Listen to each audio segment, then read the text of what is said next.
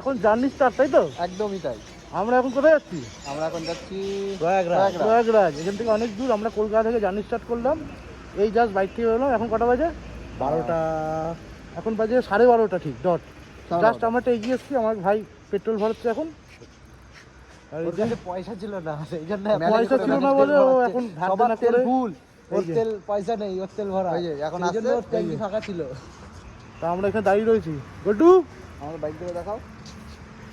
দাঁড়িয়ে রয়েছি, এই যে আমাদের বাইক পালসার 180, 180, কাজলে 160, 160, 220, 150। 150।